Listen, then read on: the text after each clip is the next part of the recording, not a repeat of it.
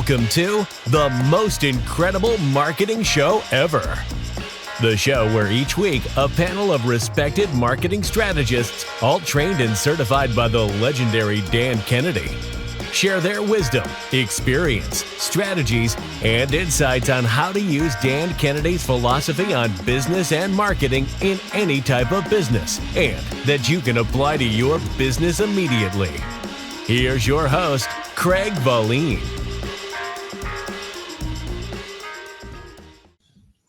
Hello and welcome to the most incredible marketing show ever. I'm Craig Valine, your host. In today's episode, we dive into marketing mythbusters, where we challenge the conventional wisdom of marketing with the razor-sharp teachings of Dan Kennedy. As usual, I'm joined by my panel of Dan Kennedy certified experts, IBAs, friends, peers. They're wonderful people. Thank you. Say hello. We'll dissect and debunk widespread marketing myths and validate strategies that truly work. So expect enlightening discussions, eye-opening revelations, and actionable insights as our expert panel bring real-world examples to the table. And whether you're a seasoned marketer or a curious newcomer, today's episode will equip you with the knowledge to elevate your marketing game. So let's bust some myths and uncover the truths in marketing. So that was an exciting script to read. All right. So, Rochelle, share with me a marketing myth that we can bust.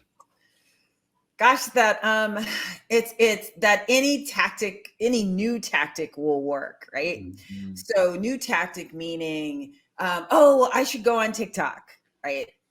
I should go on, gosh, well, did you see how many users are there? You know, or I should run Facebook ads, right? And so here's what happens is that if you haven't figured out how to make it work with the simplest marketing that you're currently using, you know, if you can't get on a call, say what you do and have people say, ooh, tell me more, then you putting it on TikTok, you putting on Facebook ads, it ain't going to work there either.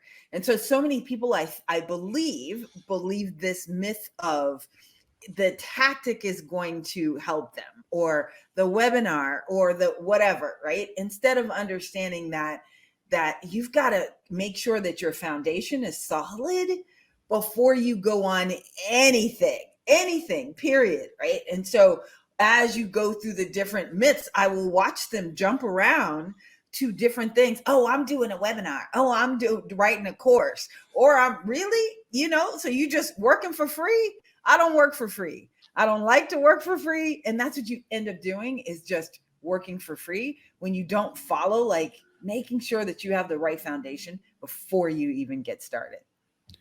That was probably one of the best things I could have thought of to start out this episode, because we didn't even practice that. If you can't sell on the phone or in person, how are you going to sell on a webinar or TikTok or Instagram? That's brilliant. Thank you. Ben, share with us a marketing myth that you're aware of and bust it. Well, before then, I think I have to this is like the support group for the shiny object syndrome, right? So I'm very guilty of that, Rochelle, of especially being heavily into like the marketing tech side of things. There's always something new to try or some kind of new AI to play with. And yeah, if you can't sell on the phone, AI is not going to sell on the phone for you, right, if you haven't gotten that messaging down. The one that came to mind for me is kind of a two-sided one, and that's the myths around branding. Either from the side that like leads with branding, like kind of typical commercials and things like that. Like before I got introduced to Dan Kennedy and direct response, I thought, oh well, this is how you advertise. Is you had to be sort of flashy and unique and get the Super Bowl ads and things like that. And then in the direct response world, it's the tendency is that like the branding doesn't matter at all. It kind of goes in the opposite way. And so I guess that's the myth I would like to tackle or bust, is that branding doesn't matter. Branding has its place, I think, is the important thing to keep in mind.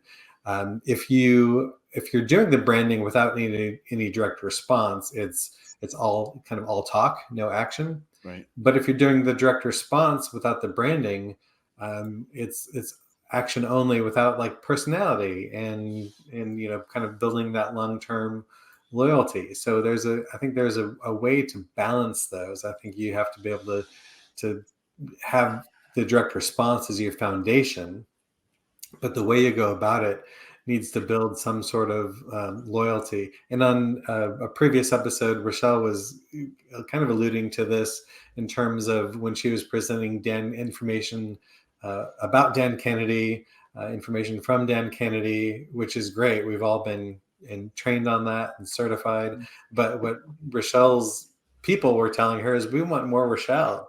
And so that's an example of, Rochelle was using all the tactics, all the direct response mechanisms, but she was able to bolster that and build a long-term following by being Rochelle. Right. And if you know Rochelle, there's no other way to be than to be Rochelle. Editable moment. Hold on one second. I gotta let my cat out. Everyone freeze. Don't move. Well, that's a first. I didn't want to leave the screen open, so I'm like going, stop it, stop. All right. Thanks, Ben. One of my teachers uses something called intent-based branding, and that means branding with the intent to lead someone to action. So it has calls to action, it has personality-driven marketing in it, it has direct response elements to it. So branding alone, especially for the small business owner, is not a great strategy. So that's a good one. And one thing that we've learned, especially through Dan Kennedy, is personality-driven marketing. And I know that people may initially come to me for the marketing help, but they stay with me because of the relationship that I have with them over time. They either like me or they hate me. If they hate me, they're not going to stick around. So that's a great example. Chuck. Me too. Chuck, hold on a second. Rochelle has her hand up. No, I said me too. I am polarizing. Either you get me, and you go, oh, I love her, or you're like, oh yeah, no, hell no. Please. I would say that for almost all of us, all of our panel, is that they either like us or they hate us. And I use my son in my marketing, affectionately known as Mini Me and College Boy and everything. And I remember getting one email from someone who attacked me for it. She goes, I don't want to hear about you pooping on the toilet and all that stuff, and which I never had mentioned. But the point was telling her every detail about my life. And she goes, your mini me is not a mini me. He's going to grow up to disappoint you and all that stuff. And I'm like, you're welcome, for all the help that I was able to give you. But, if you don't want to come, you don't have to come. If you don't want to read the emails, you don't have to read the emails. There's an unsubscribe button right there. Yeah, exactly. But people feel like they got to tell you. Away. Yeah. Sergeant Chuck, Marketing Mythbuster. Well, just before we get into that, one of Kennedy's strategies was repel to attract, and that's what we all do. I think that hate is too strong a word to use, but they either love you or they think you're an asshole, and either way, they aren't going to follow you if they think you're an asshole. And by the way, if I think they're an asshole, I'm not working with them either, so it works both ways. Amen. Yeah. Amen. Amen. So, what I want to talk about is you can only build your business, have business growth by getting new customers. I mean, all of us have people coming us all the time saying, God, I got to have 50 new customers. Help me get 50 new customers. I know Kennedy would tell them, well, I don't know one way to get you 50 new customers, but I know 50 ways to get you one, get them one at a time. Right. So Kennedy, Laser Kennedy's surveys and whatnot revealed that it cost 5 times as much to get a new customer as it does to get more business from existing customers, referrals, or lost clients. And so in order of the ranking of these, the quickest way to get more business is number 1, through your existing clients. 2 is through referrals. 3 is lost. And the last one is the new client thing, both from a cost and from a time spent aspect of it. There's a quote from Kennedy, which I'll read. Virtually every business owner fails to fully mine the gold in his own customer list while running around everywhere else hunting up the next new customer. So what I did, I think we all, when we're called on to speak, maybe at the last minute, or we don't have time to prepare or whatever, have signature speeches. I think I have a couple of them. One of them is Chuck's 21 strategies for growing your business from your existing clients. And I have a bunch of 21 examples, obviously, but 5 of them are sell larger quantities. The second one would be sell related or complementary products or services. When I was in the golf business, someone wanted to buy golf balls from me. Well, I wanted to sell them, but I made no money on, but I had to make sure they walked out of the store with a glove, which I made lots of money on. Line extensions, adding new products and services. I'm working with a medical supply distributor right now. We've added product lines to increase his business because some of his clients would rather buy some of the stuff he didn't have from him than others. Starting VIP groups or masterminds from your existing list to add revenue for that. And another one of my top 5 would be, or I guess I got 6 there, I can't count. No, it's just 5, I'm sorry. Unexpected free gifts.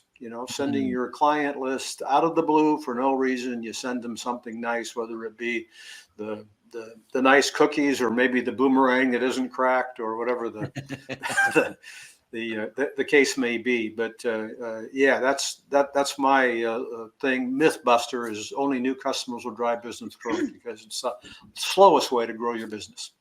I love that. Chuck, because literally after I helped the OBGYN, right? I had an optometrist that was there in Arizona where you are. He called me and said, please come help me. I was like, I'd love to. And so I said, well, fill this out. And so he had 30,000 existing patients just right there in Arizona, right? And right in the Phoenix area. I'm like, well, are there like total, market? Like there are nobody else. He wanted new. I said, you have got to be kidding me. You've got to be kidding me. So we did this crazy thing is we did, it was on 11/11/11. So that's dating some of, you could still see the gray, right? And we sent out the simplest postcard.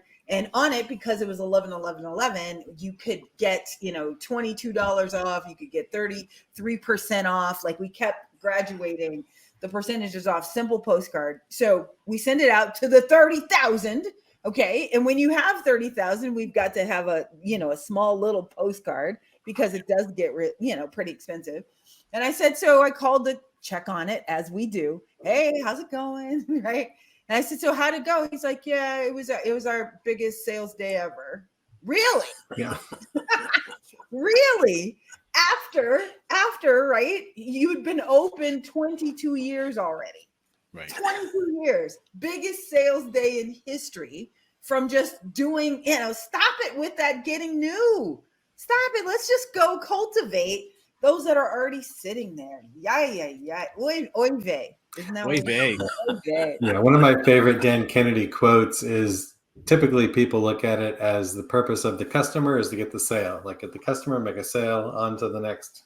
Right. But he said the purpose of the sale is to get the customer. To get a customer. Just start that engagement. Once you haven't repelled them, Chuck, then when they're in there, you make that sale, you start, that's the beginning of your relationship with your customers. This episode of The Most Incredible Marketing Show Ever is sponsored by Rochelle Shaw and her new book, $1 Million Partnerships. You can grab the $1 Million Partnerships Accelerator Kit at www.milliondollarpartnerships.com. That's www.milliondollarpartnerships.com. Now, back to the show. Well, I don't know about you. I know Rochelle definitely, and forgive me for not knowing specifically about you two gentlemen, but I've had people with me for 16 years. These people stuck with me again from the personality that I have shared with them, and I've revealed a lot of my life with them because they kind of went through it at the same time with me. Unique experiences. But when I was in Las Vegas, I had a very difficult time, and they came together and said, we need to stand by Craig. That's a solid relationship that, with people who stuck by me and were willing to go through. Dan Kennedy says the same thing when he had his drinking problem, right? He, stopped drinking, but that changed everything. And look at the lifers who come out of there to sharing their stories with him because they have that connection, So that is extremely powerful. There are many myths, and thank God this is a theme that we can go on and on and on for. But, one of them is, but Craig, my business is different. Craig, that came from, but Bill, my business is different. But, the point being is that no business is inherently different. The strategies remain the same. The tactics make change. It's like, because everybody needs a customer, whether you call that a patient, a member, a client, a customer, whatever it is, you need that to thrive. Donors, right? For fundraising, whatever it is, that's a strategy that we can help you with. That everything that we're kind of talking about. And then, just as you all just kind of shared about the customer being gold, it's like, I have a friend who is a fundraising, she's in charge of development for one of the big, huge arts things in Los Angeles. And guess what she does every year? She takes her most significant donors on trips, relationships. She goes to Israel, she'll go to Africa, she'll go to Italy. She takes them because she's nurturing that relationship. So that is done in the fundraising realm. But could we do that? I held a reunion dinner when I came back from Las Vegas, and I had a tremendously bad time, and I recovered. As like, first thing I did was take everybody out to dinner to recoup. Hey, we're back. What would you like to see happen? What would you like to go on? And they're all still very close to me. And so, the thing is, my business is not different. Your business is not different. All we have to do is adjust the strategy to the right tactic. So we have time for one or two more. You got any? Raise your hand if you do. Go ahead, Rochelle. Always, right? There's always that I only need to be on social media. Yeah. That as long as I'm on social media, I don't need to do anything else, right? And so Chuck had talked about earlier about when Dan, told the story about the chiropractor who just built $1 million practices, right? And they asked him, well, how did you do it? And he said, well, I knew I needed 72 new customers a month.